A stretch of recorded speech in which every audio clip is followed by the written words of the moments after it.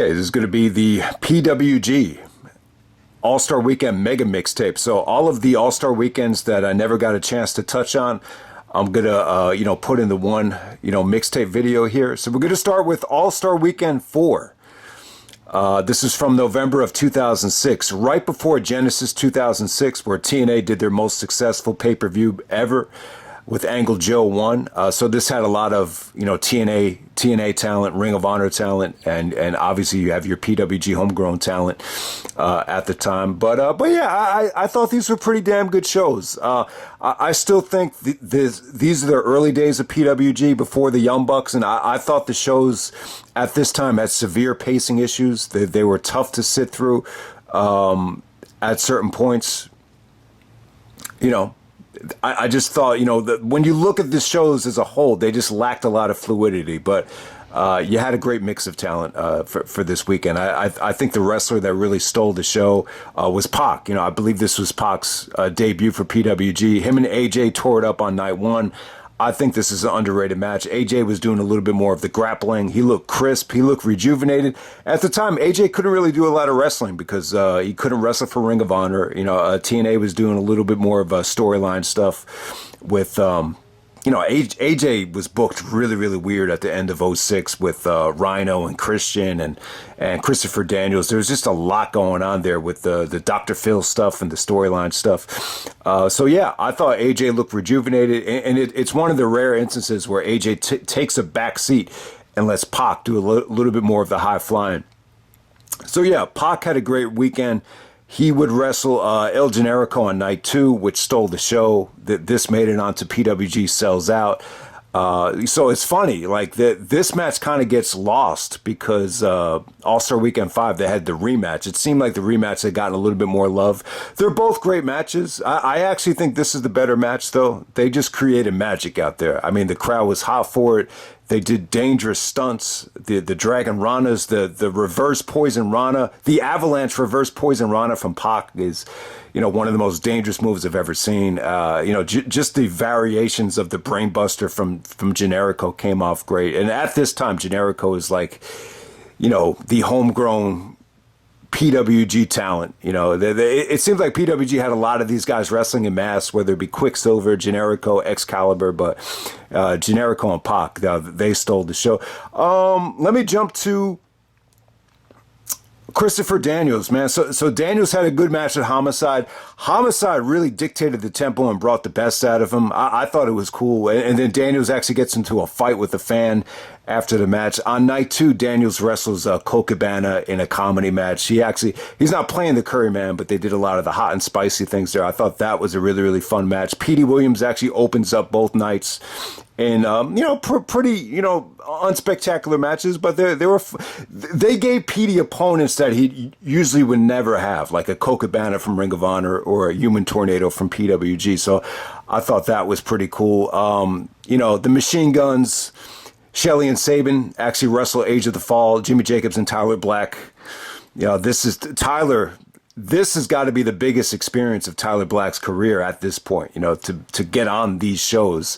His ring attire definitely needed a lot of work. So you get to see a very young Tyler Black go up against Sabin and Shelley. And I thought it was great, man. Both teams busted their ass. And yeah, the Machine Gun's been tagging up since 2006. And this is, what's his name? Nick Wayne. Nick Wayne was actually born in 2006. So when Nick Wayne wrestled the Machine Guns WrestleMania weekend, they were trying to make a point of commentary that, that they've been tagging longer than Nick Wayne has been alive. So, and it's true because they started tagging up late 2006 right here.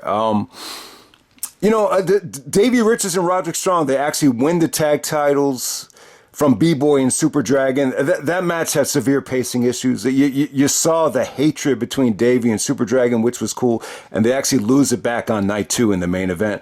So Joe actually makes an appearance on night 1. He takes on Rocky Romero, which is actually a rematch from Ring of Honor. They actually wrestled on ROH Gold the day before Joe and Punk, which their matches are good. They feel like Japanese-style matches, just a lot of stiff kicks. Joe goes over with the Muscle Buster, but it was pretty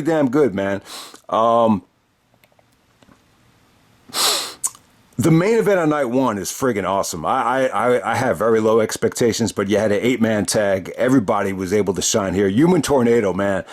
Just watching him back, he just had such a unique style. Just the way he would like kick people in the corner of the turnbuckle, just the way he would dance and then kick people. He really kind of, created his own style. But, it got PWG chants. You just saw just some tremendous sequences here. It just featured nonstop action. It flowed really, really well. I was really surprised. That 8-man tag on night one was pretty damn good.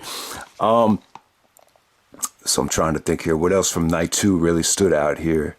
Rocky Romero and AJ Styles, pretty good, but I would definitely say a little bit on the underwhelming side. I thought the match with Joe was a little bit better, but a great weekend for Rocky Romero.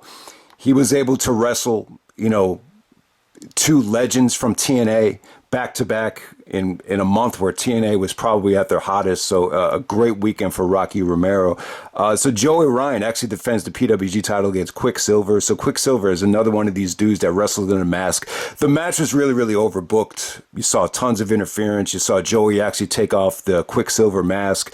It felt like more of a brawl. And they tried to do a swerve where, they try to get a quick pin on another dude in the mask, but the referee was able to see it. So just a really overbooked match, and it really it's a good match that really shows you how much Joey Ryan was over as a heel.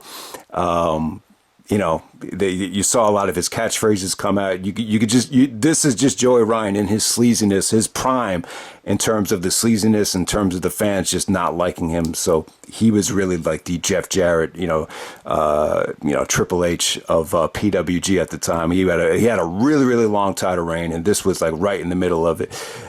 His interaction with the fans was quite entertaining. And then the main event of night two, you had a 4-way tag here. You had a lot of mixed talent here. You got Kings of Wrestling, the Machine Guns, Davey and Roderick, and then you had Super Dragon and B-Boy. So you saw a lot of talent from Ring of Honor and TNA just thrown into one tag match. I guess B-Boy will be the weak link of the bunch, but Super Dragon actually wins the belt back from Davey Richards.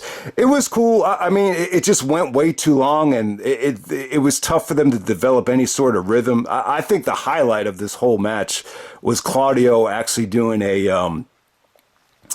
he held Davey in a suplex for 100 seconds, and the crowd chanted to 100. That was definitely the highlight of the match. But you had a great mix of talent here. It's just tough to make this thing work. There were severe pacing issues, and it just took forever to get going. But hey, man, this was definitely a great weekend for PWG. This is All Star Weekend 4. 2006 is, this is not really my choice for the heyday of PWG, but it was a great weekend. And obviously Pac and El Generico, they stole the show. I still think this is one of the best PWG matches of all time, and it happened on All-Star Weekend 4. Okay, moving on to PWG's All-Star Weekend 6. All right, so this took place the week after Final Battle. Maybe that's just a great time to run a show, usually Ring of Honor had taken a break, after the Christmas time. You got all these guys freed up. So here we go. We got Bryan Danielson defending the PWG title. I'm not sure why they did this. And, I'm not sure exactly who Danielson was supposed to face. Excalibur's out there. He's cutting a promo with Danielson. It's almost like a comedy promo with Excalibur almost being like, man, you not showing up to Bola caused me severe anxiety, so you got to defend the belt now. And then it's a surprise return by Low Key. So here we go. We get the rematch from Round Robin Challenge. I believe also a rematch from King of the Indies.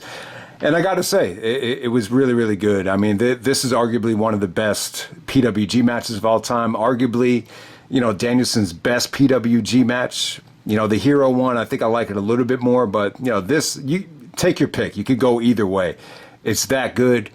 I just thought what really stood out about this particular match is just how stiff it was. I mean, I've talked about the match in the past. I think I reviewed this show on the old account that was deleted. I think me and my brother, we might have covered this in the Daniel Bryan Classics. Remember that? That was a long ass time ago, but it was just really, really stiff. I mean, Low Key was great here, man. The bicycle kick, the uppercuts, the chops. I mean, it was just so friggin' brutal. And the Danielson kicking out of the key crusher, that was the hottest the crowd was the whole night. And, you know, the anticipation for the Dragon Sleeper with Low-Key pulling back on Danielson's neck was really, really, really cool. You're going to get your fucking head kicked in. Those chants could have been a little bit better. There's just one guy chanting them. But it is amazing how that chant, you know, carried on for years. Because think about it, it was against Steve Corino in a show that not a lot of people bought. And just to think that chant was actually used in AEW a couple times. So, yeah, man, awesome way to start off the show. So, I mean, you would think this would, you know, be the main event, but, you know, there's got to be a reason behind it. I'm not sure exactly why, but it was friggin' sweet, man. And it's probably going to be number one on this list for the best matches in All-Star Weekend history. And then next up, we got El Generico taking on Carl Anderson. You know, Carl Anderson from the Bullet Club. You know, I don't think Carl Anderson really was in his prime quite yet. He would get a lot better, you know, over the next couple of years. But yeah, you get to see Generico just, you know, wrestle a solid match right there. It wasn't bad, but I wouldn't say it was great. Generico was always very reliable in little spots. Scorpio Sky had a good match with Ronin. You know, Scorpio was just very high flying here. The younger version of Scorpio Sky, it's amazing, man. It's amazing when you see Scorpio in AEW now. He still looks young. He still looks athletic. But, man, this is 16 years ago, and he's just, you know, just looked really sweet, carrying the, I wouldn't say he carried the match, but, you know, Ronin's a big dude, and this was just really fun to watch while it lasted. Yeah, so this is not the Ronin from Dragon Gate USA. This is a different Ronin. He's really carrying a lot of weight. He's wearing a red. He wears like a lot of red ring attire with the mask. All right, next up, you had the Dynasty taking on Age of the Fall, Jimmy Jacobs and Tyler Black. It was sweet, man. This was good stuff. Tyler Black looked awesome here.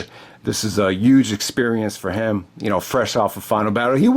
I don't think he was on a lot of PWG shows before this. He was on a few, you know, 2006 All Star Weekend, and I just thought he looked incredible here. Scott Lost looked really good as well. I believe Scott Lost actually became an artist down the road, but you got the dynasty of Lost and Ryan, you know, playing great heels here. So, you know, this was a nice change of pace for Jimmy and Tyler, where, you know, they didn't have to worry about the Age of the Fall stuff and storyline stuff with the Briscoes, and they were just kind of able to let it loose here. It was just a really fun tag match for about 20 minutes. And then you go to Jack Evans and Roderick Strong, a number one contenders match. This is a best of 3 series, believe it or not. Thank God this didn't go best of 7. See, at this time, I just think Jack and Roderick, you know, this is a match you could have seen in Ring of Honor. I mean, they feuded in Ring of Honor. I think for PWG shows at this time, what really made them stand out is you could have the ROH guys just face different guys. But, you know, their matches are always strong. Generation Next members. You know, Jack actually gets the win here with the 630 splash. You know, Roderick sold his ass off for Jack. But yeah, this is...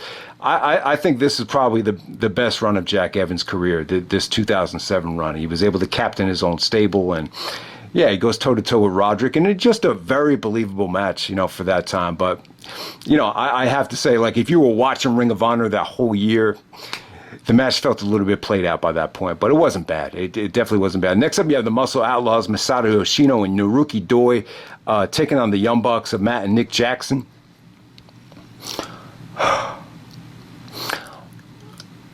All right, man, I got to say right here, the Young Bucks, this is a great experience for them to go up against, you know, the Dragon Gate dudes in their prime. So, yeah, it's not the best Young Bucks match against, you know, a Dragon Gate team. This was nowhere near as good as the match they had at the pay-per-view a couple years later. It opened the... What do they call it? Enter the Dragon, opened the historic gate, to be exact. I think Yokosuka was in that match. So nowhere near as good as that, but it was still pretty damn good. I mean, the fans here were just really in awe of how athletic and how good the Young Bucks looked here. And, you know, at the time, they're just wrestling, you know, two legends, you know, the Yoshino and Doi of the Muscle Outlaws, Speed Muscle, whatever you want to call them. They were just incredible here. So Naruki Doi gets the victory here with the TKO bomb. And then Yoshino hits the Saliente for the submission finish. But it's amazing. It really is amazing when you watch this show. Young Bucks were very, you know, not that well known at the time. And think about it. At the time, CM Punk was ECW champion. And who would have thought these guys are going to be executive vice presidents? of a mainstream wrestling company and, potentially almost sell out Wembley Stadium, feuding with the guy in ECW that was kind of struggling at the time. So that's the great thing about doing these reviews and looking back at shows like this is you just don't know, like, what's going to happen. And that's the art of pro wrestling is you don't know where the journey is going to take you. But you could see it at the time that these kids just had tremendous potential. I mean, would you have thought they were going to become, executives of a company and run a wrestling company, and then they would go on to being pricks and arrogant, heels and, doing crazy stuff? You wouldn't have thought it in a million years. But that's the interesting thing about this business, man. But yeah, a great matchup right there. This was awesome stuff. Next up, we have Alex Kozlov taking on TJ Perkins. Yeah, 17 minutes. It didn't feel like it went this long, but man, it was a long ass match. I thought they lost the crowd halfway through it, but yeah, Kozlov was good here, man. Kozlov, he did some really, really innovative submissions where he locked up TJ on the ropes. You just saw some really, really nice takedowns, crisp takedowns from TJ Perkins. Good mat wrestling. The finish with Kozlov delivering a side Russian leg sweep off the middle rope and into a submission for the finish. Not a bad matchup at all. Alex Kozlov, he was actually speaking to the referee in Russian, and the referee was like, "I don't speak Russian," so that was actually pretty funny. But yeah, I mean, kind of a bland match. I think they went on a little bit too high on the card. Next up, we have Sema versus Susumu Yokosuka, Dragon Gate attraction match. Good match for Yokosuka. He's going up against the Bola winner, so obviously you'd expect Sema to win this thing. I thought they got off to a little bit of a slow start, but like the last couple minutes, it just featured some good, no selling with the offense. But it was good. It was believable. It was intense. And, they really brought the crowd back to life just because of the style. I mean, when you watch this Dragon Gate style compared to everybody else, it just blows you out of your seat. So that's what they're able to do here. Yeah, Yokosuka looked good. The finish came off crisp. It's just such a beautiful match to watch between Sema and Yokosuka. And then the main event, you have a 6-man tag. You got Claudio teaming up with his good friend Eddie Kingston to take on Human Tornado, and they're taking on Candice LeRae, Chris Hero, and the Necro Butcher. I would say this for the live audience, like if you were there live, it's very memorable. Watching it back on DVD, it was hit or miss. They were brawling outside in the dark, and the camera really couldn't pick up on a lot of the action. Once it got back into the ring, it was pretty good. You definitely had some highlights here with Human Tornado super kicking Candice, which always got a huge pop. The stuff between Human Tornado and Candice with, Human Tornado trying to pimp her, and some of the offense that he delivered to her was just breathtaking stuff. So it's a unique match because Hero and Eddie Kingston hate each other. I think Claudio and Eddie would go on to hate each other, so you have that dynamic there. It's Hero and Necro team from CZW, so that makes sense. So the whole match made sense to me. Hero was great. Hero was a babyface. He was busting out moonsaults. Him and Candice were like fused at the hip at the time, so that was cool. Eddie was arguing with the referee the whole match. He's like, "You're the worst fucking referee I've ever seen." So it was cool. I think if Eddie Kingston in doses is just really, really effective. And so that was cool. Claudio had a pretty good showing as well. But there were times where I just felt like the match was all over the place. There were times where the cameraman didn't even pick up on the finish. Eddie Kingston actually hits Hero with a backdrop driver where Hero actually rotates in midair, but the cameraman didn't even catch the pinfall for the finish. So stuff like that kind of, brought it down for me. The Hero moonsault was a little bit telegraphed, but it still looked pretty cool. So overall, this match is a mixed bag. It was definitely fun. I wouldn't say it was great, but it was definitely satisfying if you were there for the live crowd. And once again, I'm not a huge fan of Necro, but you could argue that he did his thing. Everybody, worked hard in the match. It was really, really, really cool. So, but yeah, man, that's PWG All Star Weekend 6, night 1. I'm going to move on to night 2. Okay, I'm moving on to night 2 of PWG's All Star Weekend 6. I'm going to jump right to the main event. I thought the main event is, if there's one thing you're going to check out on the show, it's Bryan Danielson versus Sema. This was number 1 contenders match, actually, because Bryan Danielson lost the PWG title. SEMA is actually putting his title shot on the line that he earned at Battle Los Angeles 2007. So they did a really, really good job of making it feel important, even though Danielson lost the PWG title.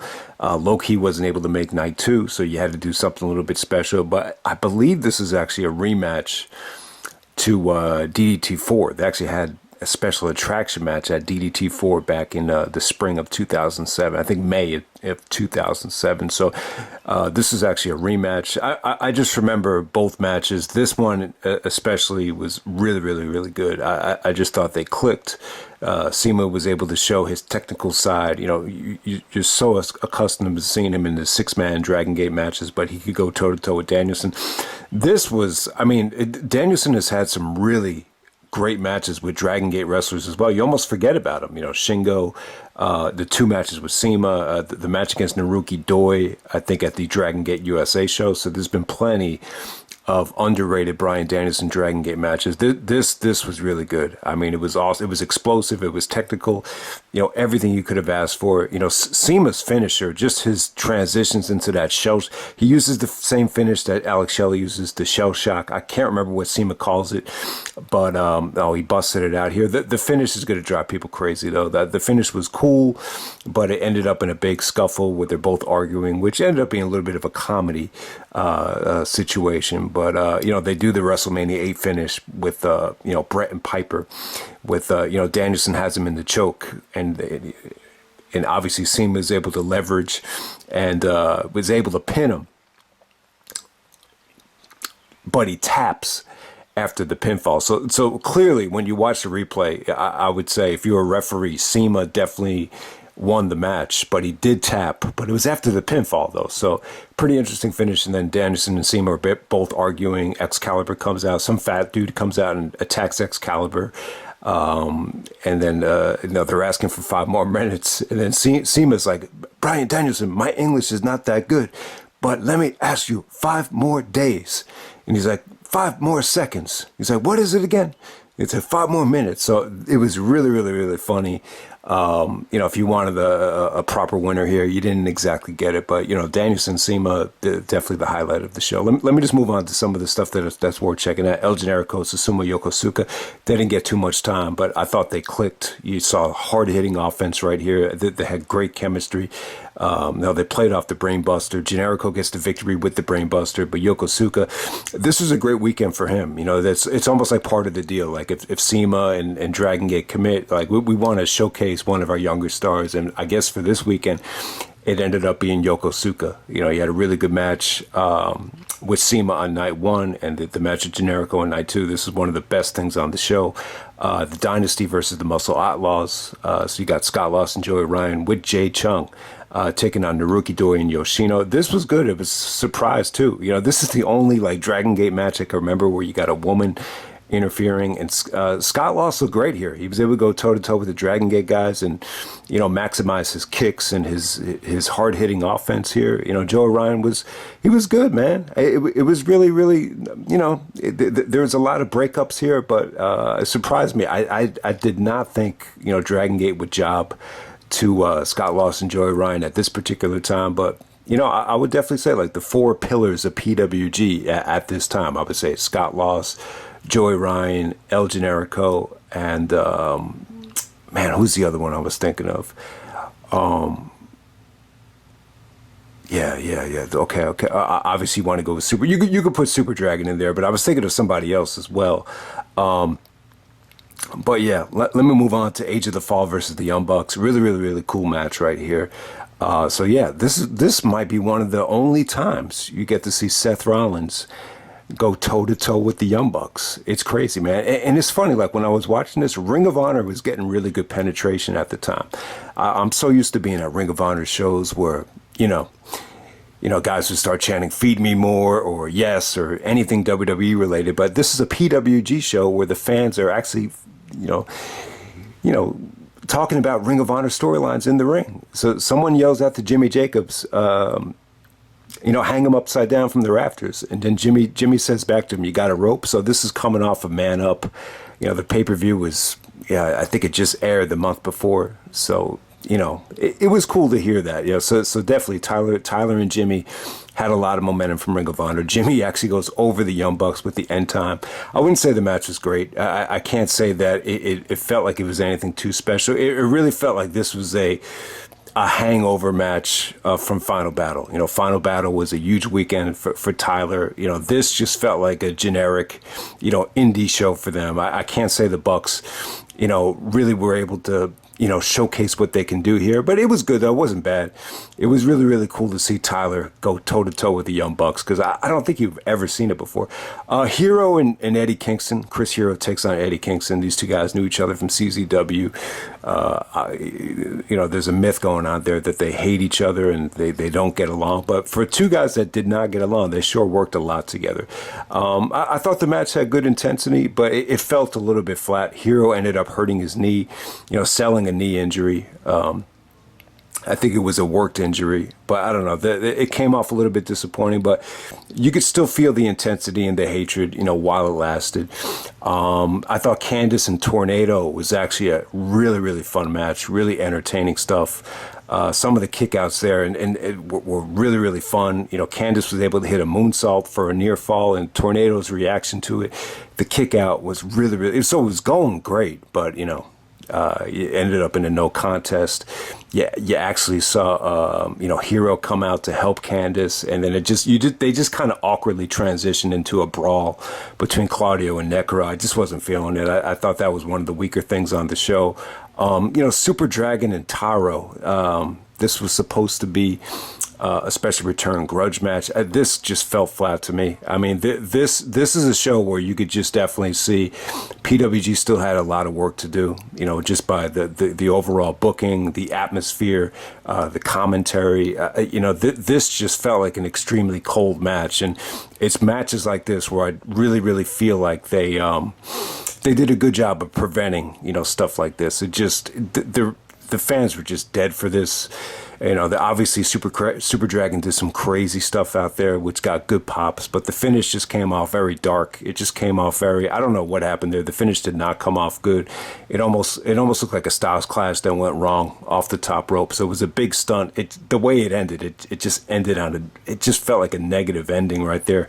But yeah, that's pretty much it, man. That's All Star Weekend 6 from PWG. Jack and Roderick, they had another match for the best of 3 series. It was, pretty much on the same level as their other match. On this occasion, Strong actually goes over by submission, but I can't say that it was anything special or anything different compared to any of their other matches. So there you go. I would say with this show right here, not quite as good as night one. I think Danielson and Low-Key just really stole the weekend. I think them going on first, was just a huge explosion. This one, it just feels like at this particular time, like I said, they still had a ways to go, PWG. It doesn't feel quite like, PWG from the early 2010s where I think they really went off.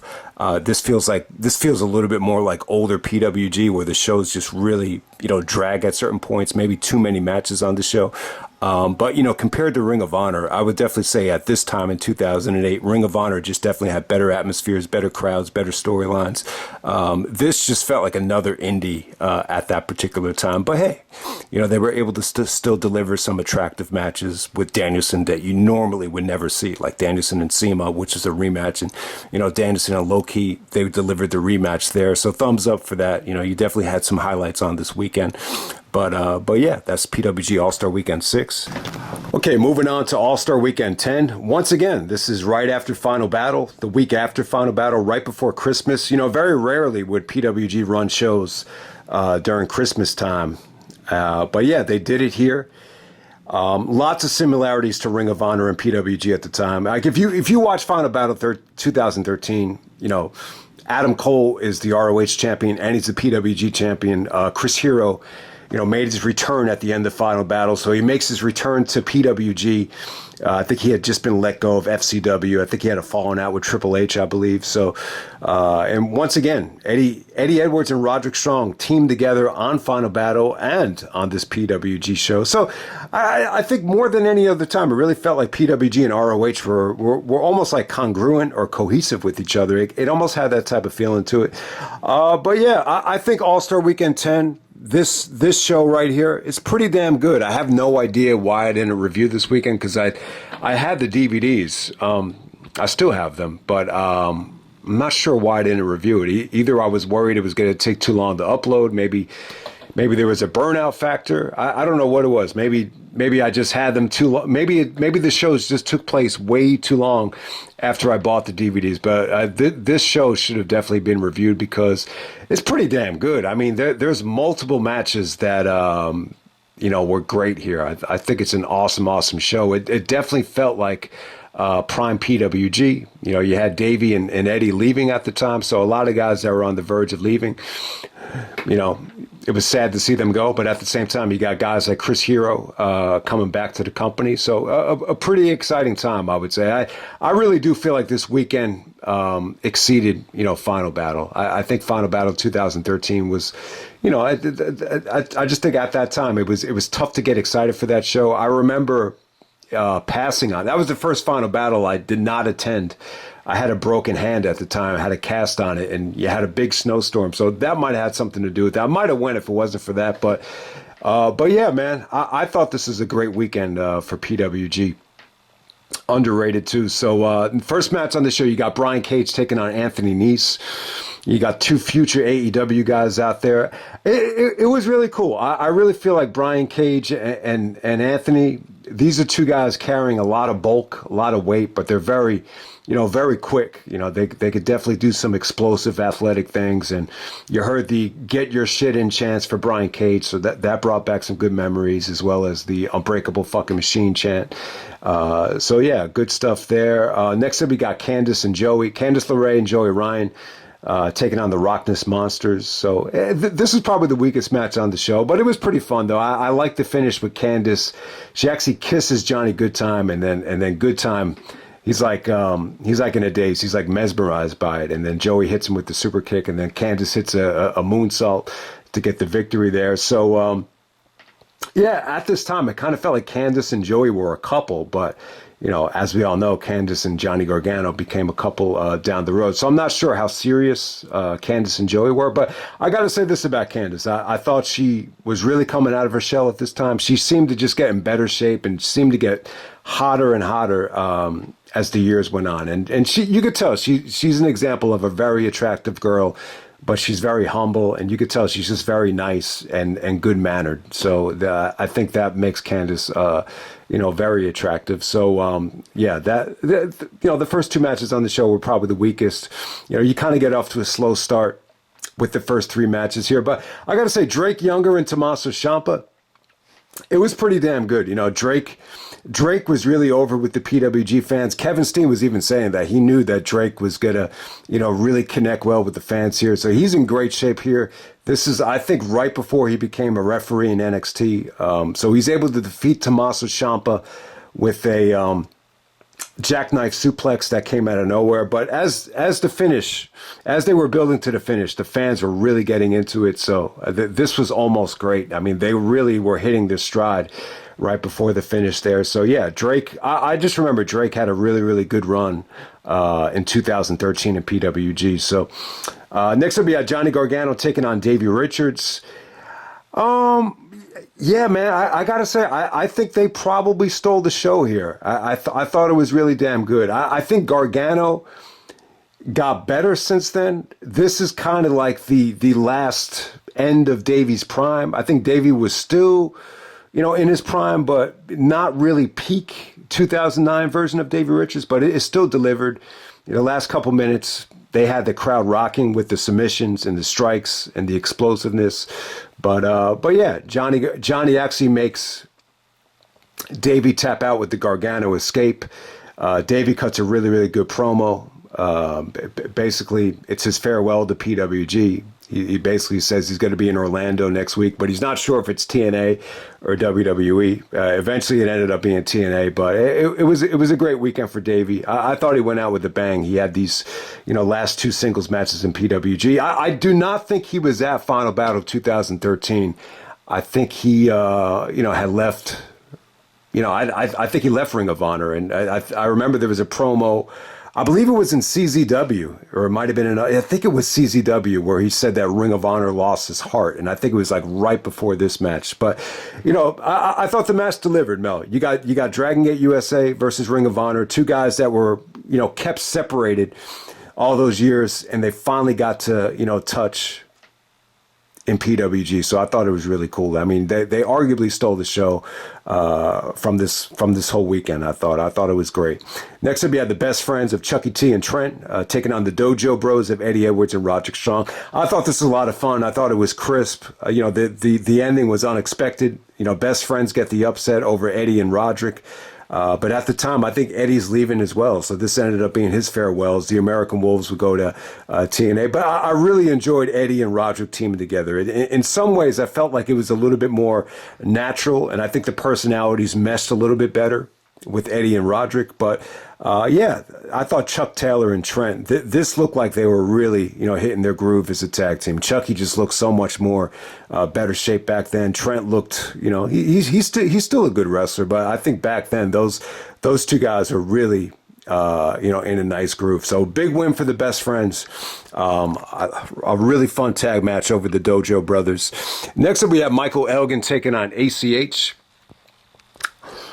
Surprisingly, this was actually Ring of Honor's, match of the year in 2013. I think I had this as the match of the year. I think it was at Dragon's Reign, if I'm not mistaken, in the spring of 2013. I swear to God, there probably wasn't a better singles match in Ring of Honor that whole year. They just had great chemistry here. This wasn't quite as good. I felt like this got off to a slow start. Like the last 7 minutes were pretty damn sweet, though. ACH just had a unique way of countering Elgin's offense. He was able to. He's such a small dude, but he's very strong. Like he's very well built for as small as he is, and he was able to lift Elgin's weight up like it was nothing. I mean, just some of the offense just looked sweet. From the Falcon Arrow stuff, I remember looked just as good in this match.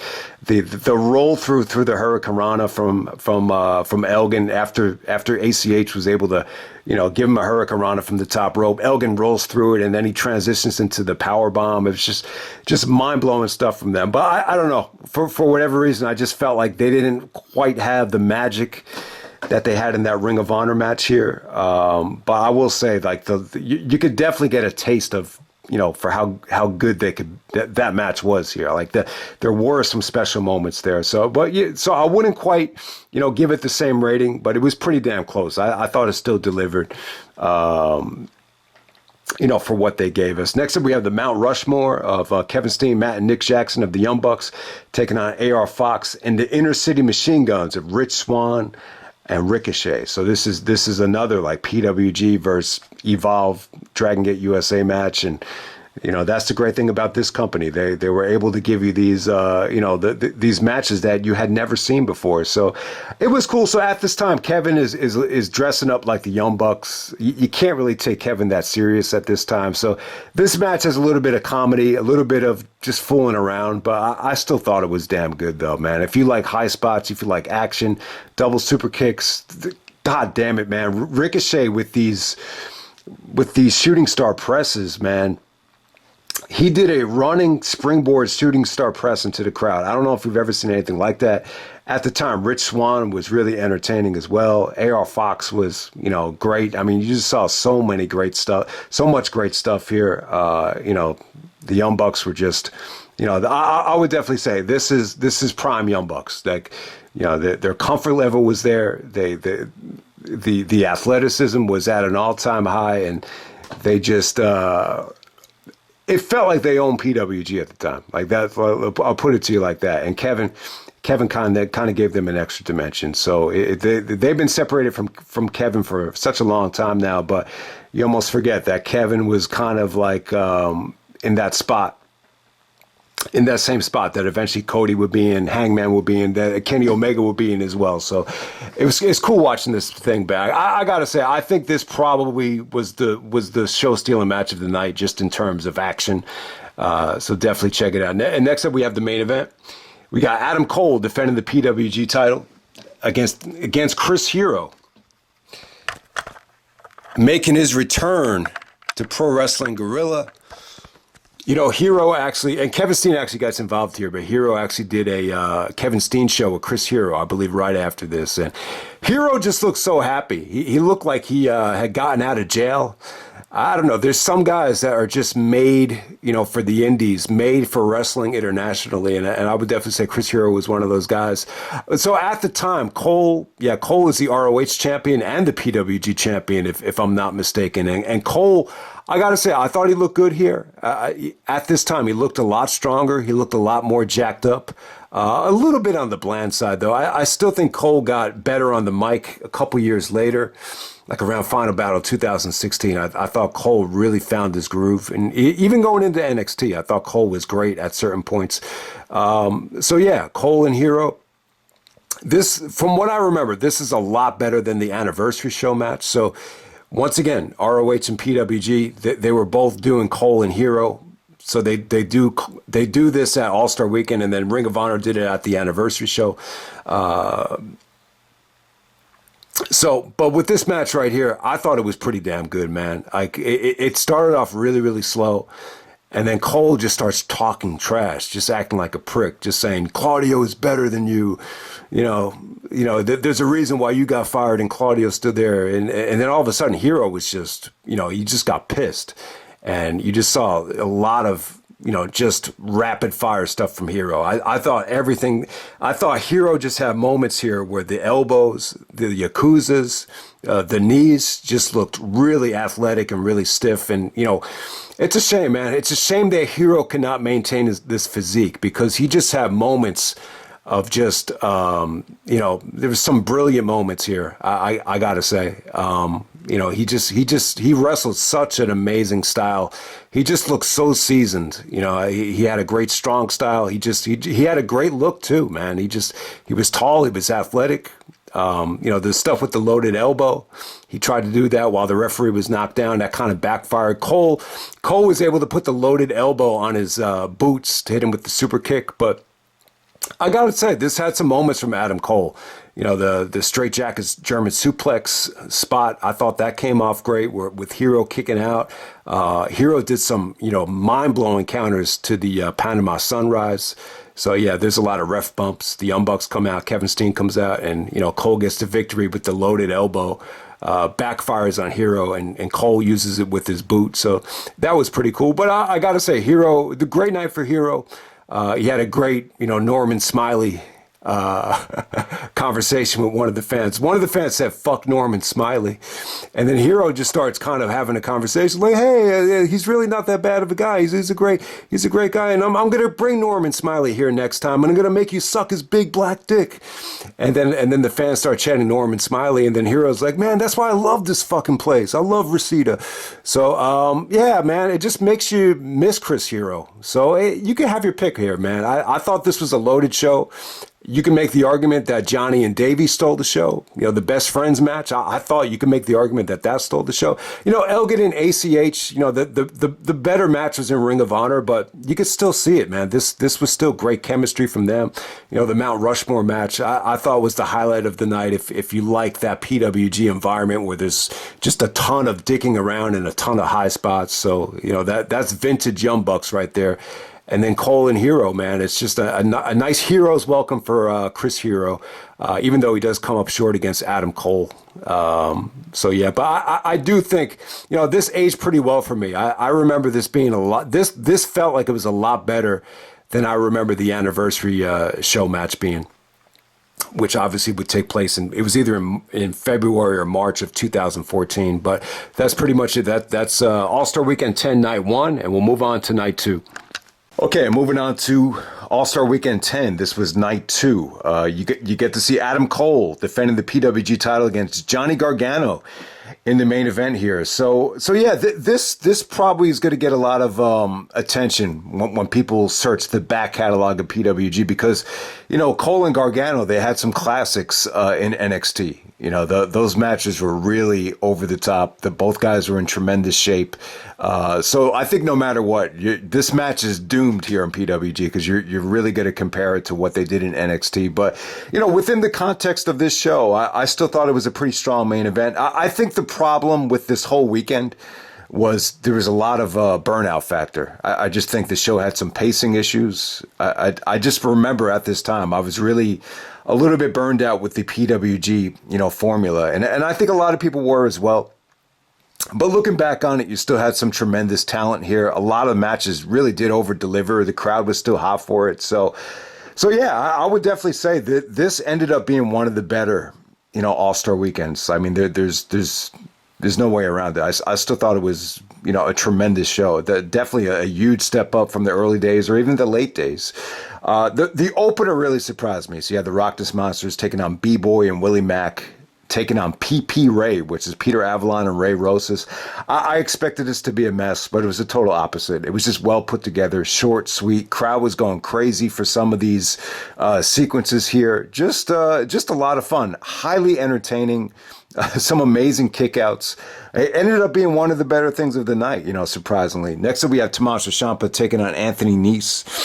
So good match right here. I thought it was solid stuff. Tommaso gets his first PWG victory with his trademark powerbomb into the knees. Next up, we had the Best Friends, actually surprising the unbreakable fucking machines of Brian Cage and Michael Elgin. So Brian Cage actually had that Triple H attire here. And this is probably why Kevin Owens and Triple H had such a great relationship because, maybe you could argue that Kevin's a little bit like me where, he watches so much of, the WWE from back in the day that he could have conversations with Triple H just about little things like this where Brian Cage is trying to cover up the groin injury by wearing the same tights that Triple H did. So they were talking about is Brian Cage the Triple H of PWG. So I thought that was really, really interesting. So yeah, Cage must have had that same injury that Triple H had back in 2003 where, he's wearing those shorts to cover up his legs. But yeah, the match was awesome here. Best Friends had a great weekend. They get the surprise upset with the double chokeslam. But I got to say, I thought if Cage was injured, he looked really good here. Some of the execution with his power moves, the discus lariat was sweet. Elgin had some amazing stuff where he's picking up both guys at the same time. Some beautiful sequences from the Best Friends. Best Friends, Chucky T and Trent had an awesome weekend. There were some really, really, great spots here. The Shining Wizard from Trent was great. Chucky with his, great high spots off the top rope, like the awful waffle came off great. So, yeah, and Chucky looked surprised as hell at the finish right there. So, that was definitely the show stealing match on the undercard right there. Great stuff there from the Best Friends. Hero and ACH. It was entertaining because of like the interaction between them. Like ACH was like, this isn't WWE, this is PWG. So Hero was just doing a lot of clowning around in this match, but it was fun though. It was fun. I love Hero's attire. At the time, he had a Pro Wrestling Noah with the Hero logo, with the pro, kind of paying tribute to the Pro Wrestling Noah logo. So I thought that was really cool. But yeah, the match definitely had its moments.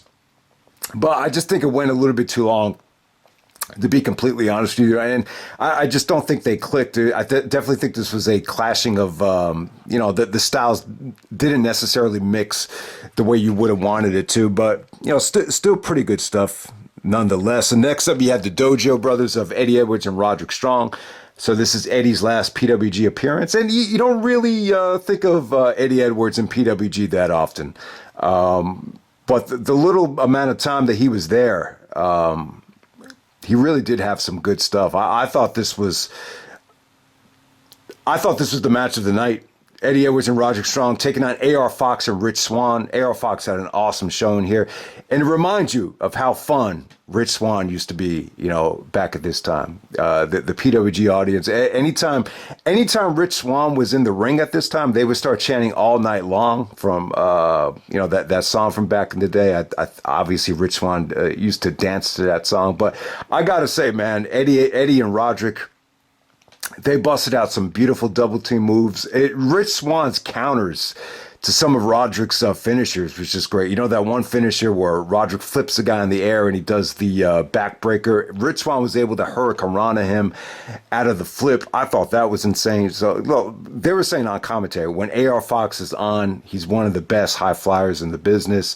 The referee had some botches here. Roderick actually gets on the mic and starts yelling at the ref and tells him to start the match over again. So, yeah, it felt like the finish was the finish, and because they botched it, they just kind of, gave them an extra couple minutes here. But what would have been the actual finish was the double stomp into the Razor's Edge from Eddie Edwards, or Roderick is actually holding the guy up in that Razor's Edge spot. That would have been an awesome finish, but I think the referee botched it. But it's still a pretty damn good match, though. I thought this definitely stole the show.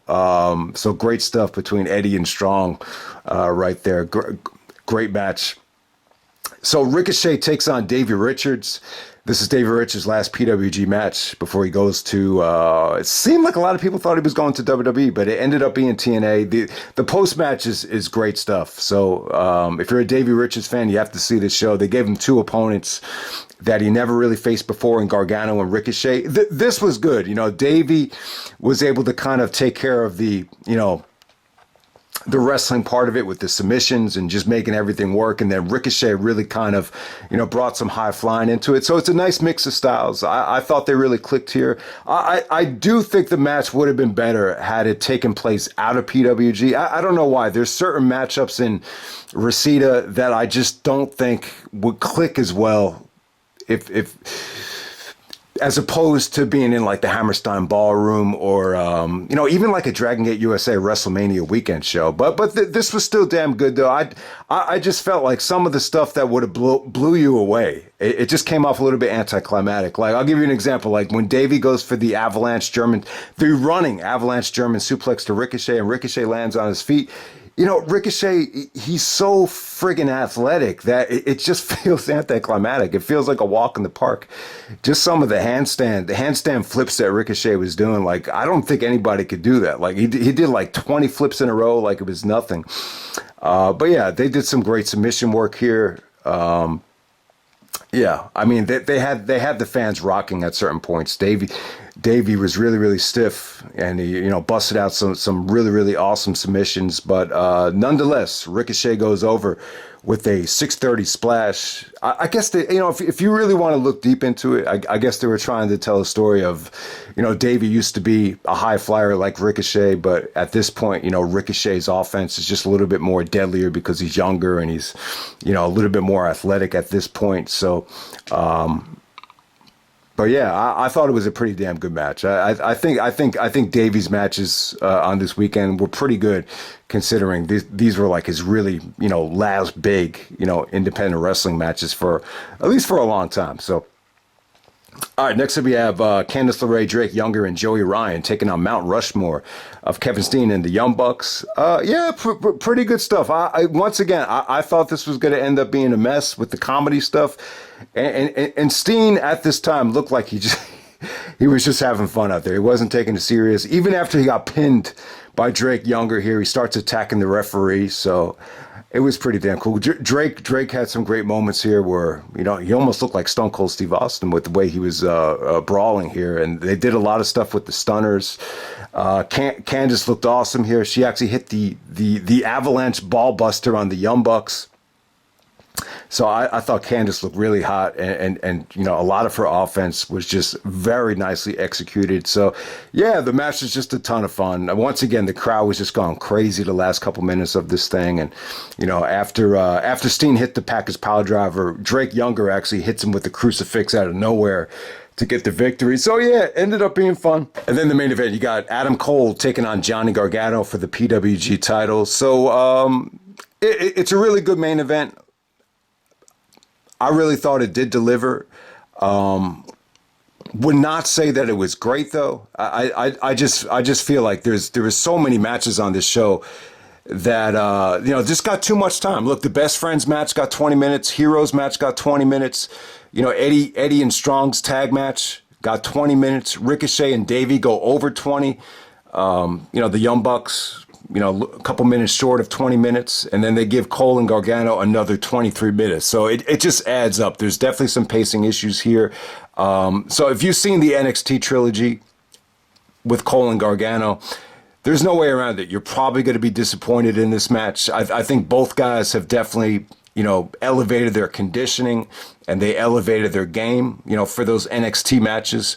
But yeah, this is a good step in the right direction. I think Cole and Gargano, their careers have really paralleled each other. They're both on the first Evolve show. They're pretty much the same age. I would definitely say I think Cole has the upper hand in terms of the experience. Gargano had a great run as, Dragon Gate USA champion at one point. Obviously, he had a great run as NXT champion, but I do think that Cole, has put himself in a great position, signing with AEW. I think Gargano's definitely lost in the shuffle right now in WWE. I don't think it's as simple as just giving him the right storyline. I feel like it would take a lot to get him going in the right direction, but give Cole credit. I think he's rebounded quite well. I think he really is a diamond in the rough. He's not just a great wrestler. I think that the stuff that he's doing with MJF has proven that, he's a great talker. Even back then he was a great talker, but he pretty much, he's a great all around talent. I just think, there are times where he comes off a little bit bland, and, you could definitely make the argument here that it came off like a little bit of a bland matchup. But yeah, still great stuff. You could tell they just had, even back then, you could tell the chemistry was still there. The effort was still there. The work rate was still there. It was a little bit overbooked with the Young Bucks coming out with Kevin Steen, and, ACH came out to prevent the interference. So Cole ends up winning with a series of straightjacket German suplexes. There were some, long drawn out submissions with the Gargano escape, and there were some beautiful sequences into the Hertz donut from Gargano. I don't know if he still calls it that move, but yeah, I would say Cole and Gargano. I think when people cruise the back catalog of PWG, this is really going to stand out because of how much, how much praise, their other matches got. I think Meltzer gave one of them, over 5.5 or over 5 stars. So they can be proud of that. So this match is clearly not as good, but I believe it's the first time they ever met each other. They were both in different companies. Gargano was a Gabe guy. Cole, at first he was on the first Evolve show, but eventually he became more of a Sinclair of Honor guy, Ring of Honor, after the purchase to Sinclair. So, but you finally get to see him here. So it's definitely a good match. I wouldn't say it was great. Okay, now moving on to PWG All Star Weekend 11. So these go back to December of 2015. And I'll tell you, this is probably like the first major PWG show I ended up skipping. I think a lot of it had to do with financial reasons. And then when the show did come out, I don't know, like the reaction was kind of disappointing. I think when you look at the lineup now, it looks spectacular. But I think at that time, a lot of guys are still trying to make a name for themselves, getting their feet wet. And I don't know. I don't think these shows really hit as hard as some people would have expected. But when you look back on it, if you just look at the card and you'd be like, wow, this looks like a it looks like a dream card or whatever. But yeah, man, the opener was really fun. Chucky T takes on Mark Andrews. That was like really the only thing I thought that exceeded expectations. Ricochet and Marty Scurll, I thought it was a lot of fun. Ricochet was having fun with the People's Moonsault, kind of a play off the Rock's People's Elbow. Ricochet ends up getting the victory with the variation of a go to sleep. What does he call it? He called it the Benadryller. So yeah, Ricochet have used this as his finishing move from time to time. Basically, this Benadryller is like a go to sleep, but instead of doing the knee, it's almost like a Pele kick or an Insuguri. Marty was good here, man. You know, he was more of a submission wrestler here, but you know they mix it up. They gave you some comedy. I think that's probably the one thing that held this weekend back is, you know, they couldn't find. Or maybe they did. I mean, they found like a happy medium between comedy and just action. But a lot of these matchups, you just wish it could have been taken a little bit more serious because there's such spectacular matches. All right, you know, Brian Cage and Michael Elgin, the Unbreakable FM Machines, taking on the American Wolves of Davey and Eddie. Kind of disappointing. I just thought this didn't get going. Like when you expect Elgin and Davey in the same ring together, you just expect something monumental. But it was still cool. I really just thought Elgin and Cage just were really impressive with, you know, their feats of strength, and the double Falcon Arrow came off great. I thought Eddie looked really, really slim here. Like he looked in the best shape of his career, but I don't know. The Davey-Eddie combination, it just kind of felt like it ran its course at this point. But yeah. It was cool. It's still cool to see them team together. And then you had Sami Callihan surprisingly come out of nowhere and basically squash, almost like an extended squash on Drew Gulak. But it was very well executed. Got a great reaction. Trevor Lee and Will Ospreay, you know, probably the match of the night. Ospreay had a lot to prove here. He was the hot young stud on these shows, and he had to you know, really live up to the hype. And I thought he did that. I thought both of his matches were great. The Trevor Lee match, not as good as the Omega match, but as this thing progressed, I thought it got good at the end. But Trevor Lee got a lot of heat. The fans didn't like him at this time. If you haven't heard of Trevor Lee, he's the same guy that played Cameron Grimes in NXT. You know, I believe he did a lot of storylines involving money and gambling. But yeah, a lot of fuck TNA chants to Trevor Lee, but I thought Ospreay and him, you know, worked a very exciting match towards the end of this thing. Speedball, Mike Bailey and Kenny Omega, a good match right here. I just feel like this is one match on the card that, you know, I just feel like it could have been a lot better if it happened today. I just think Bailey has gotten in much better shape. He's really kind of made himself into a star. You know, Omega is at this point kind of, you know, reaching his prime, like in the middle of just reaching his prime. So overall, I would say it would have came off a lot better today. And once again, this is more of the comedy Kenny Omega, but it was pretty good at the end of this thing. You could definitely see Mike Bailey's potential, but I just feel like if the match had happened in, you know, 2022, 2023, it would have been 10 times better. Young Bucks taking on Tommaso Ciampa and Johnny Gargano. You know, the appeal is pretty good here. You know, this is almost like become an AEW versus NXT dream match, and you got to see it here in PWG. Extremely disappointing, though. The match just never got going for me. Young Bucks are just, you know, arrogant heels, very, very inspired by D-Generation X with a lot of suck it stuff. And I don't know, man. It felt like Tommaso and Johnny hadn't really found their stride as a tag team yet. So, you know, entertaining match, but when you envision what this could have lived up to on a grand stage, somewhat disappointing. And then the main event, we have Roderick Strong defending the Pro Wrestling Guerrilla Championship against Reborn, Matt Sydal. Two former stablemates of Generation Next. Someone keeps asking me to review Generation Now. At Generation Now, Matt Sydal basically replaces Alex Shelley at that point. You remember Shelley was actually kicked out of Generation Next at Final Battle 2004 by Austin Aries and Roderick Strong. But yeah, I mean, this was good. I thought it had appeal to it. In some ways, it's really Matt Sydal's biggest, you know, one of his biggest matches ever. You know, besides the Survival of the Fittest finals, I have to say, this has got to be up there. I don't think he ever got a Ring of Honor title shot. I don't think he ever got a WWE title shot. So, yeah, this is a great showing from Matt Sydal. I thought the match was good. You know, I just thought the most memorable part of this match is Sydal's amazing counters to Roderick's backbreakers. I just thought he did a good job of playing off of Roderick's moveset. You know, the ending was pretty good. You know, Sydal goes for his signature shooting star press. He misses, and then Roderick hits him with the sick kick. And it was good stuff, man. I thought Roderick was a strong PWG champion, no pun intended, but I thought he was good, man. I thought he was the right choice for champion to be the champion at the time. I do feel like Ring of Honor really dropped the ball, and Roderick Strong should have gotten a legit second championship reign. I just feel like Roderick was definitely, peak Roderick Strong, 2015, 2016 at this time. And then the aftermath was pretty cool. You had Adam Cole come out as Super Dragon, the lights go out, and you have Cole and the Young Bucks do their, heel tactics to end this show to set up the main event of night 2. And moving on to night 2, definitely a better double main event here. I thought it was probably a much better show. So you start off with a comedy match with Kikutaro taking on Chuck Taylor.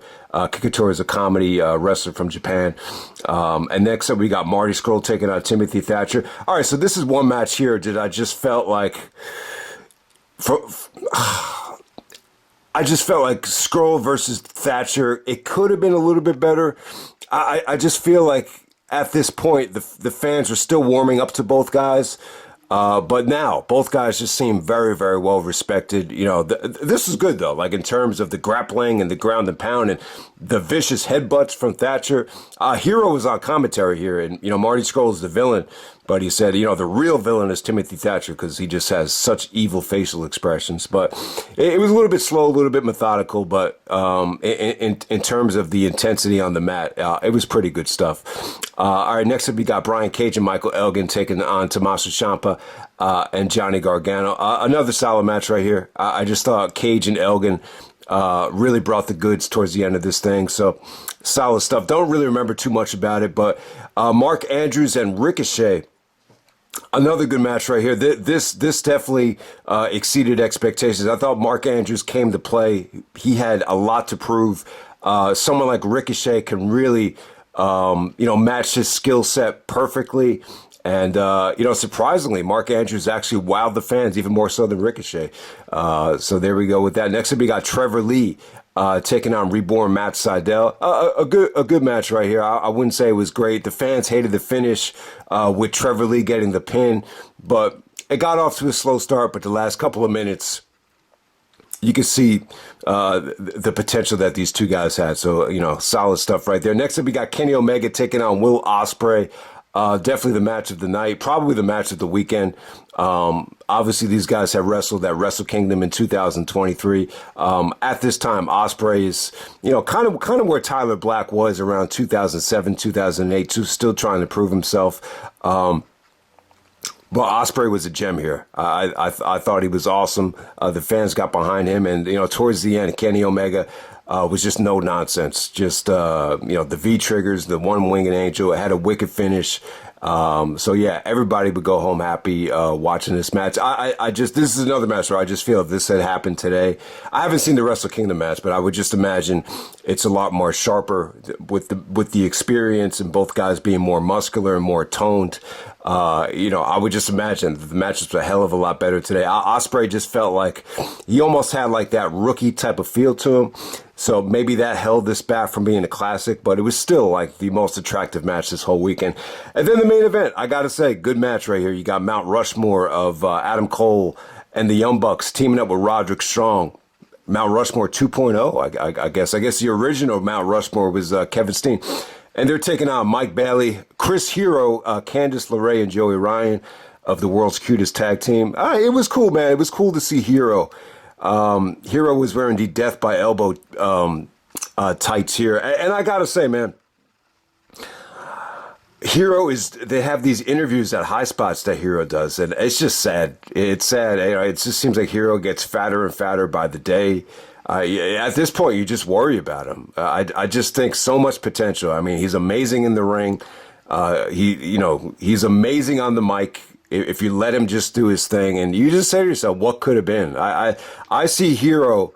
Yeah, if Hero lived up to his potential, I think he could have eclipsed like guys like Edge and even Jericho. I hate to say it. I just think he's that talented. But, conditioning's always been a problem. I think his reputation on the indies has always been very indie-rific, and maybe that hurt him with guys like Triple H. So I don't know what it was, but it was cool to see Hero here. I thought Hero looked great. A little bit overweight, but, from a wrestling standpoint. I don't think he ever looked better.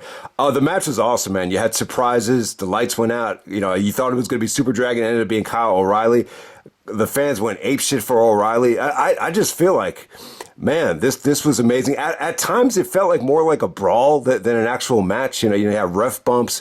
You had Excalibur jumping off a commentary and, you know, getting involved. So the match had no commentary and no referee for a long stretch. But towards the end of this thing, man, it was pretty awesome. You know, the Young Bucks with their thumbtacks on the boots.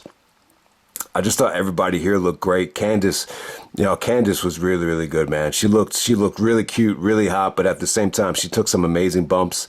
Joey Ryan took the thumbtack shot in the trunks. I just hope those thumbtacks didn't make his dick bleed, but yeah, and Speedball was good too, man. This was a very, very good match. This is one match that from start to finish, there was no lag. A lot of the matches on this weekend, I just felt like they dragged big time. Like some stuff just did not click. But this double main event here with Omega and Ospreay and this Guerrilla Warfare match, it was definitely the highlight of PWG All Star Weekend 11. Okay, moving on to All Star Weekend 13. Still at Reseda at this point, so this goes back to October of 2017. You got Ricochet on the cover right there. So Ricochet takes on Walter. All right, so you open it up with Brian Cage. Looks like it's going to be a squash against Flash Morgan Webster, but surprisingly, Morgan Webster is able to, pin Brian Cage out of nowhere after about 10 minutes. But hey, man, I thought Cage's offense was breathtaking. I was actually rooting for like a Cage squash here, but you didn't get that. So big ups to Flash Morgan Webster. It was a pretty cool ending. Really caught me off guard. All right, next up, you have Mark Haskins taking on Adam Brooks. I wasn't expecting a lot from this. I mean, I thought this went way too long, but I got to say, Adam Brooks was a good heel, kind of reminiscent of Grayson Waller, UK. He's from the UK. He has that heelish, attitude about him. And yeah, very well laid out. Mark Haskins played a great babyface. It actually wasn't bad at all. It was actually really, really engaging. Probably the worst thing on the show, you got Joey Janela taking on Trevor Lee. I just couldn't get into this. I mean, they look like brothers. They both had long hair. They got the beards. I just could not get into it. I just felt like the fans were a little bit bored throughout this thing. All right, next up, you had Keith Lee and Jonah Rock. I'll tell you, if you stay with this long enough, they eventually got it going. Obviously, these are two guys north of 350 pounds, so it took a while to get going. But I'll tell you, the superplex off the top rope, it looked like the ring was going to break. The whole ring was shaking.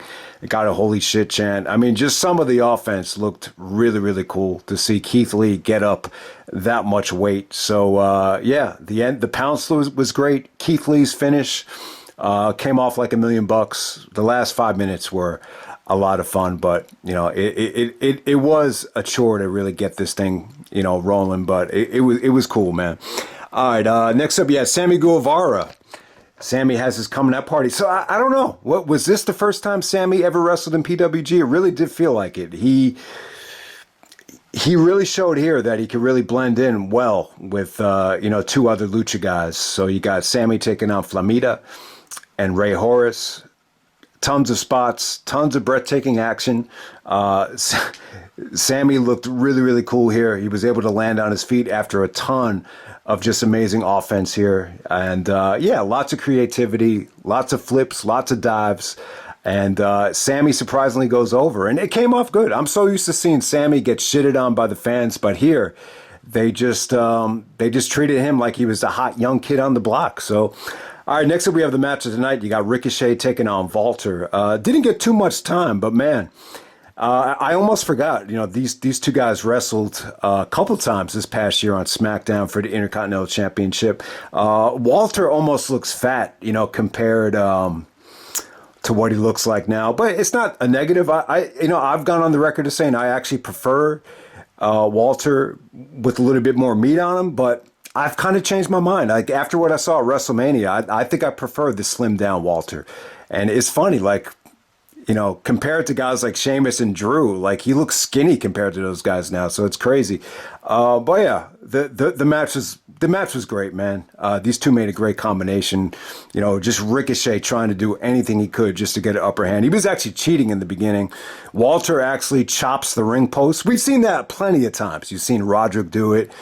And it's almost become a little bit played out, but this is the most effective I've ever seen it done. It looked like Walter broke his hand there. It looked like it was full contact, and it was great stuff. So Ricochet surprisingly goes over. He kicks out of Walter's devastating offense, the power bombs, the lariat, and a lot of those near falls came off great. Surprisingly, he's able to counter Walter's headlock into the pinning predicament. Very much a similar counter that Brett used at WrestleMania 8, that Brett used at Survivor Series 96. Not necessarily off the top rope. He just countered it in the middle of the ring. And the fans didn't really like it. They didn't really buy into it. But Ricochet counters the sleeper into a roll-up and goes over Walter. I guess Walter's going to face Zack Sabre Jr. the next night. I cannot wait to see that. And the main event. You got Dave Meltzer in the audience here, and it was funny. During this match, during the main event right here, the fans started a "Don't hit Dave" chant. They're like, "Don't hit Dave, don't hit Dave," and Meltzer had his notepad and he was actually laughing it off. Meltzer, it looked like he had a good time. Like even if he doesn't like certain matches, he still looks like he's always having a good time at these shows. I think he actually was at Bola this past year as well. He was actually wearing a mask for 2023. But it's funny to see him, the only one in the crowd that actually has a notepad with him. All right, so you got the Lucha Brothers of Penta and Rey Fenix. Rey Fenix is actually wearing a baseball jersey here. I just didn't think it looked good. I just thought it looked, it just looks like it looks a little Bush League. That's all I'm saying there. But the match was still great though. It's obviously you got Matt Riddle and Jeff Cobb. Matt Riddle's going up against the AEW guys. So I think that's a selling point right there. And the match was a ton of fun. Riddle was extremely over. Lots of bro chants.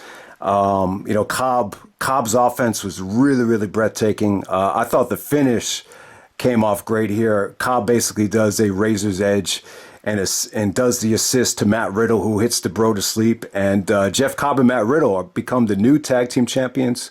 And, pretty much what you would expect of a Lucha Brothers match. I didn't think it was great. I didn't think it was, amazing. But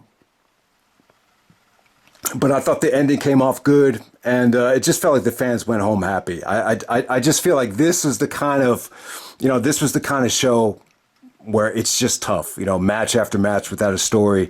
Eventually the fans, you could just feel them get a little bit burned by this point. But this was a hell of a main event, hell of a double main event. I would definitely say match of the night was actually Ricochet and Walter. Okay, moving on to All Star Weekend 13, Night 2. We got Chucky T as the PWG champion on the cover, wrestling in the main event. I'll tell you, this was probably the biggest match of Chuck Taylor's career. I mean, PWG champion, the main event of All Star Weekend. Doesn't get any bigger than that, man. So you got Jonah Rock actually taking on Adam Brooks in the opener here. This is getting a little bit of mixed feedback here from what I saw. I thought it was cool though, to see Jonah put down Adam Brooks. A lot of fans just like to see him get his ass kicked here. So I thought this actually was pretty entertaining towards the end to see Adam Brooks get destroyed by Jonah. It felt like a little bit of an extended squash. And then we move on to the Young Bucks taking on Mark Haskins and Flash Morgan Webster. I thought it was good. Vintage Young Bucks match. I thought Haskins and Morgan Webster actually hung in there with the Bucks. You got comedy in the beginning. You got a really creative spot with Matt Jackson. And I believe it was Haskins actually doing a sharpshooter in the middle of the ring, and then they started just slapping each other. So I thought that was pretty cool. That was creative. But, vintage action from the Bucks. They weren't on night one, so you got them on night two, and I thought they delivered, man. Next up, you got Marty Scurll taking on Joey Janela. Marty was acting like he didn't really know who Joey Janela was. He's like, I'm going to take on this Joey Janela guy, or whatever the hell your name is. And everyone was like, that's his name. That's his name. He was kind of, this was pretty much driven by dialogue, just Marty calling Joey Janela a backyard wrestler, and Joey was like, well, Jeff Hardy was a backyard wrestler, and look at him now. Mick Foley was a backyard wrestler. So the dialogue kind of sold me on this more than anything. I mean, the last couple of minutes were good. I thought the ending was pretty sweet. Obviously Joey likes to use a lot of weapons, so he took a nasty back bump into the chairs, and then Marty hit his crossface chicken wing to get the victory there. So I really, really like the ending. But move on to Walter. This is what we're here for, man. Walter taking on Zack Sabre Jr. God, I'm really looking forward to this. So, Zack Sabre Jr. had lost the PWG title to Chuck Taylor in July of, 2017. So you're still able to get Zack on night two here, taking on Walter. I'll tell you, I really like the match. I just don't think Reseda, like when you think of, matches in PWG and Reseda, I hate to say it, but, what really comes to my mind is the Young Bucks. Like I think of like Young Bucks, Guerrilla Warfare, those type of matches. But, there have been times where we've gotten really, really good, one-on-one matches featuring strong style, featuring European talent. So you got Walter from Germany taking on Zack Sabre Jr. from the UK. So it had international appeal. I thought it was good, man. Walter's really heavy at this time. Zack is really skinny. So Zack just had a really tough time getting any sort of leverage. Walter just, destroyed him with the chops and the lariats. And, Zack's only really offense was just kicking Walter in the shoulder, just kind of being a gnat and just really irritating him on his arm, on his shoulder. Man, it was good, man. It was brutal. Zack did try to get that roll up where he actually, tries to take him down back first and then just kind of roll him up. And then Walter, the transition was beautiful into a choke, and Zack actually taps out right away. So a good match. I thought it could have been better had it been in a different environment. I don't know, man. It just doesn't seem like Reseda really ever clicked, for this style of a match, but it was pretty damn good, man. I really, really enjoyed it. And we're going to move on to a three-way match featuring Trent. Trent from the Best Friends taking on Matt Sydal and Ray Horace. Kind of like a random three-way match right here. I guess they wanted to show that Trent could really hold his own against two really, really good high flyers. You got Matt Sydal from Ring of Honor. You got Ray Horace, who is a luchador. So I thought this was really, really good. I mean, it wasn't just all spots and fast-paced action. At times, they really, really did slow it down, and they actually tried to just make this a little bit different. And I thought everybody here looked great. Ray Horace pulled off a Cazadora. That looked really, really, really unique. The fans really got behind Horace here. Sydal, even back in 2017, he still looked better than ever. He still looked like he's in his athletic prime. And I just thought Trent looked really, really good here. He actually ended this thing with a, hit. Everybody uses this move. I call it the Gigatonic. I'm sure everybody has a different name for it, but Trent goes over with the Gigatonic in a, really, really entertaining three-way match. But you could argue that, this was a little bit random, a little bit thrown together, but I thought they all clicked here. I thought it was really, really fun. And then the main event, we have Ricochet challenging the PWG champion Chuck Taylor. Wow, man! I didn't even know Chuck Taylor became the PWG champion. But this is where it all came to an end. So Ricochet wins the PWG championship. So this is right after he won Bola for the second time. I think Bola was in August or September.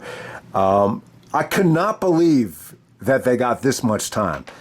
So I saw like once this match started, we had like almost 40 minutes left on the video. So I was like, they're not going to go 40 minutes. I don't ever remember Chuck Taylor wrestling in a match over 20 minutes. But, man, I was happy for Chuck Taylor here. Chuck Taylor looked a lot better in 2017 than he does now. I think he's kind of let himself go a little bit. But I was always a big fan of Chuck Taylor and Ricochet as well. I mean, they were both in Chikara together. Chucky was in Fist. Ricochet used to be Helios, and then they were both in Dragon Gate USA. I think they did a lot of stuff with Gabe and Evolve. Never in Ring of Honor though. And I remember someone posted, and this was during like the crisis where everyone started to notice like Ring of Honor is in trouble after the Sinclair purchase. Someone actually said, Ring of Honor needs Chucky Taylor, and then someone said, "Man, that is a great comment." You know, sometimes YouTube comments can be very powerful, and sometimes it could really, spark a debate. I don't know if that really ever. I don't think Chucky ever competed in Ring of Honor, but he was like one of the guys at the time that I thought they really needed to, build the company around. But this is a good main event. It was kind of weird. It's a very, very weird main event. Rick Knox, the referee, got knocked out, and Ricochet actually wins twice. He actually wins the belt twice here. He actually takes the PWG title and clocks Chuck Taylor with it. We got a replacement referee, but Rick Knox actually reverses the decision and just says the match needs to continue. Ricochet cheated, and then you got the second half was pretty cool though, man. I mean, Chucky actually took apart the top rope and said, "This motherfucker is not going to do any high spots off the top rope now." So I thought that was really cool, and I didn't really understand why he was doing it, but once he said that, I was like, "Oh wow, he does. Ricochet is such a great high flyer. This is genius. This is smart." And anytime Ricochet was hitting anything off the second rope, whether it be the shooting star press or the 450s, 630, Chucky was able to kick out of it because it just didn't have that much of an effect. But yeah, I mean, they kind of went into overkill mode. The ending isn't great. I think Ricochet actually wins with a like a flatliner. Yeah, kind of an anticlimactic ending, but big up to Ricochet, man. I thought Ricochet looked better than ever at this point. He was obviously he was always a great high flyer, but at this point he was really combining great wrestling, and he was just in really, really good physical condition as well. So very muscular, very fit, and just very agile. And so that's pretty much it. Ricochet goes over Chucky T in the main event. That's All Star Weekend 13. I wouldn't say either show was great here. The highlight of this whole weekend was definitely Walter's matches. I really love Walter, and I think Walter and Ricochet was definitely match of the weekend, and then obviously Walter and Zack Sabre Jr.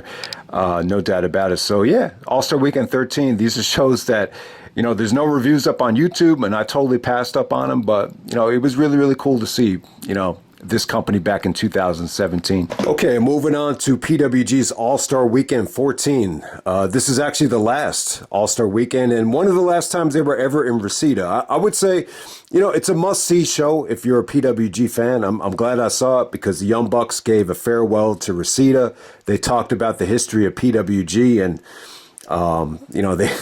they even kind of rekindled their feud with Rick Knox in the main event. So, yeah, main event was great. I think the main event is the only thing worth going out of your way to see. I would say for an All-Star Weekend, though, the talent is severely lacking. I just wasn't a big fan of, the show as a whole. I mean, there is some, you got Walter on the show, you got Keith Lee, you got some great Japanese and Mexican talent here, and even talent from the UK. So it's a pretty nice bag of talent for a regular show, but for an All-Star Weekend, I just don't think it measures up to previous All-Star Weekends. But we started off with Ray Horace taking on Trevor Lee.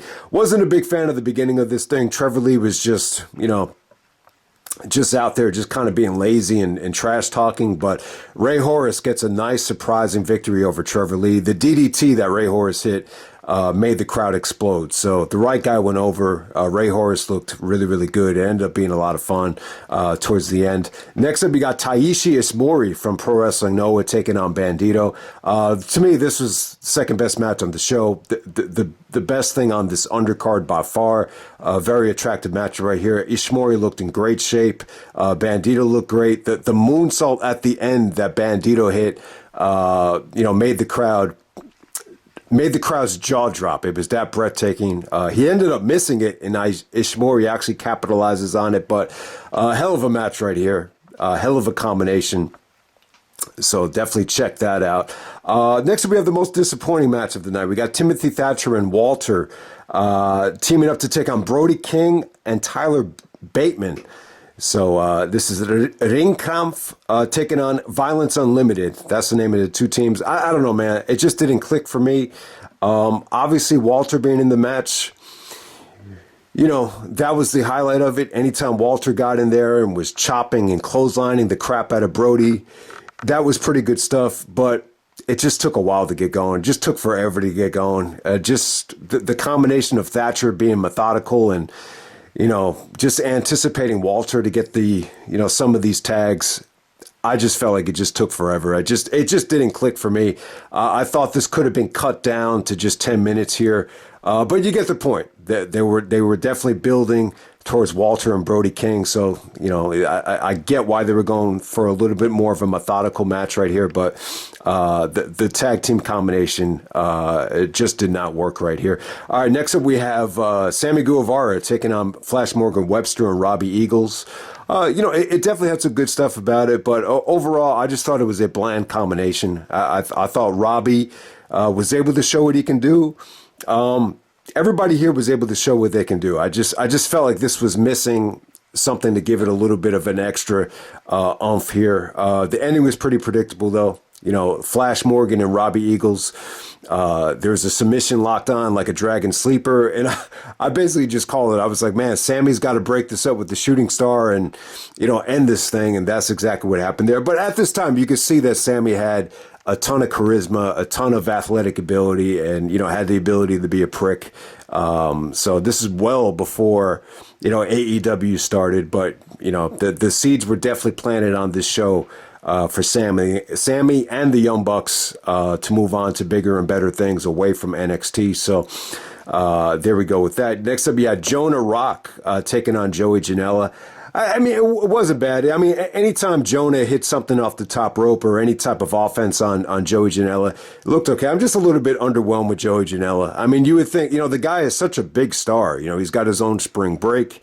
And, he's one of the most well-known names on the indies. But when you just watch him without there being any sort of hardcore stipulation or any, I just find him a little bit underwhelming just in terms of his skill set and his star power. But, Jonah was a beast here, and he goes over Joey Janela in a pretty good match. It definitely wasn't bad.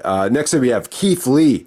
Not defending the Pro Wrestling Guerrilla title in a non-title match against Hangman Adam Page.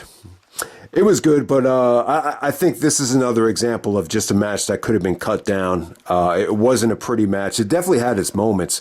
There was a lot of dangerous things that they pulled off here, but anytime they tried to do something dangerous, it was just a little bit cringeworthy. But hey, man, these are two guys that are, you didn't know it at the time, but these would be two future AEW, superstars right here. So Keith Lee goes over, but there was some pretty creative counters, and Hangman actually had a weird looking tan. Like he was tan in the front, and his back was like extremely white. So the fans were giving him the Keith Lee chance and kind of mocking his suntan at the same time. But it was still a pretty good match right here. But I would definitely say for an All Star Weekend, the championship scene was just, I don't know, these two guys just didn't click, for a PWG title level match right here. But it was still one of the better things on the show.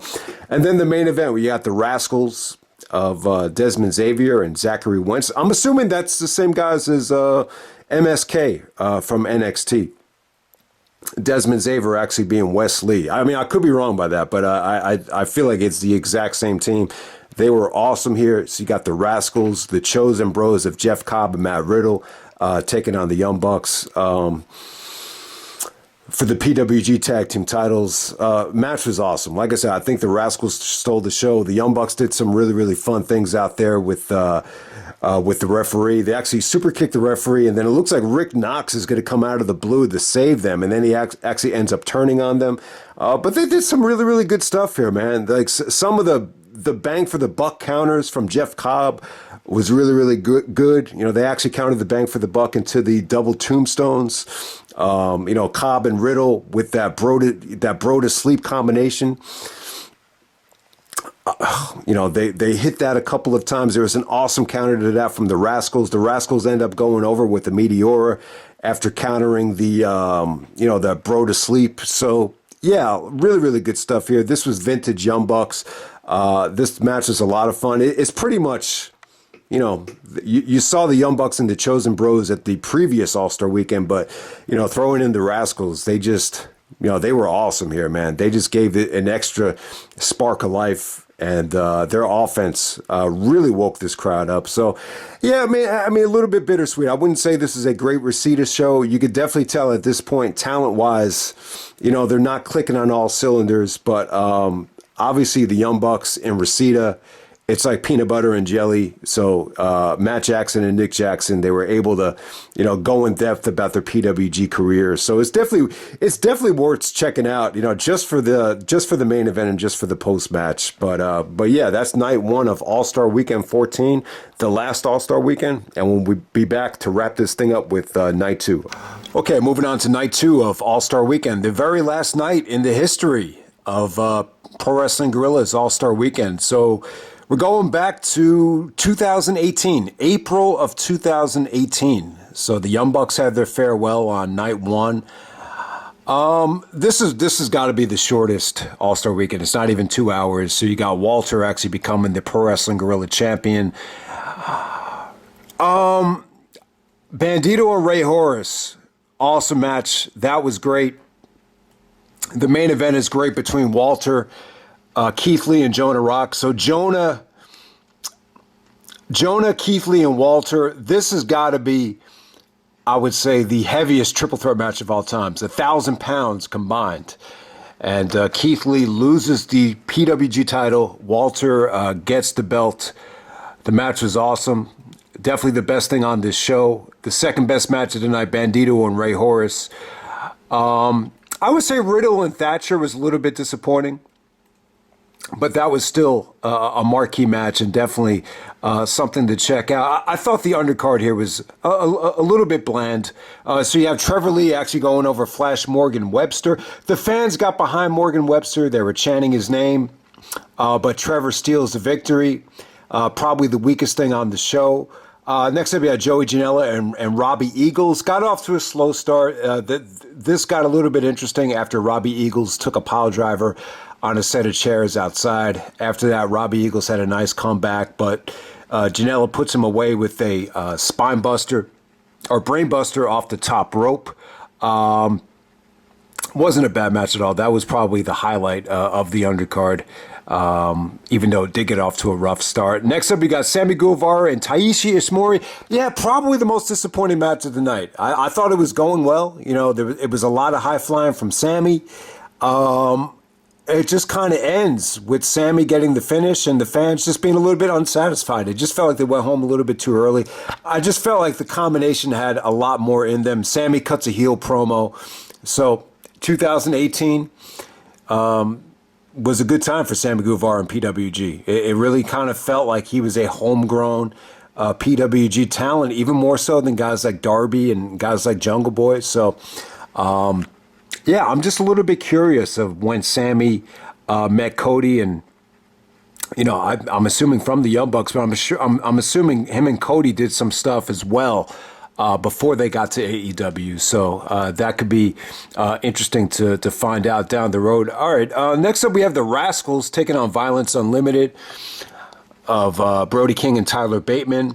I thought the match was pretty good. I actually thought this was better than Violence Unlimited's match the previous night against Thatcher and Walter.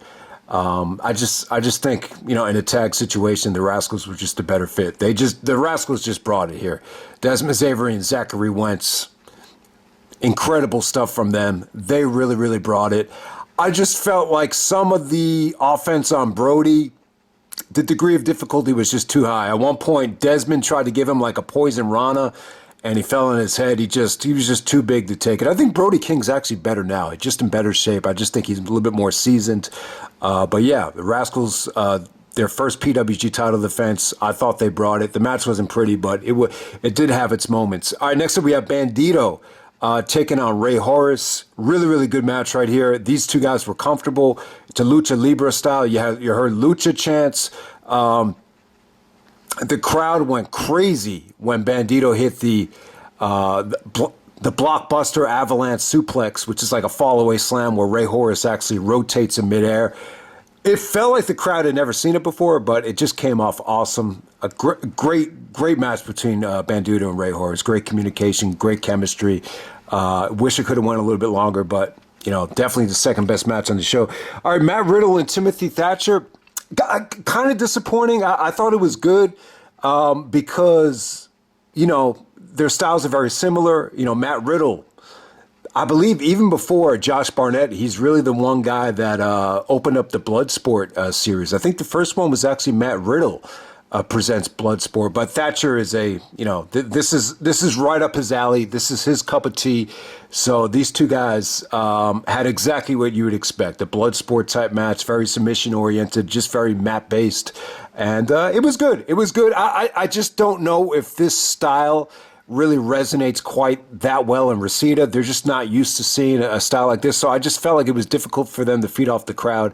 I felt like if this happened in the, one of those Bloodsport shows from Atlantic City, that was more conducive for this style of a match. But it was still good, though. Matt Riddle actually goes over with the bro mission, and then we go from there. I just felt like from a crowd reaction standpoint, it just didn't hit the whole entire match. And then next up we got Walter taking on Keith Lee and Jonah Rock. Short, sweet, but I don't know if you've ever seen this kind of mass take this kind of beating for such a short amount of time. Very physical. Didn't really drag at all. It was good considering you got 1,000 pounds of flesh out there. It was pretty damn good. And I'll tell you, when you watch a match like this, I mean, you really need to go back to this time to just appreciate how hard Walter has worked to, change his body. It's just amazing. He's just really, restructured his body. But at this time, him and Keith Lee busted the rest. There was some incredible suplexes, incredible lariats.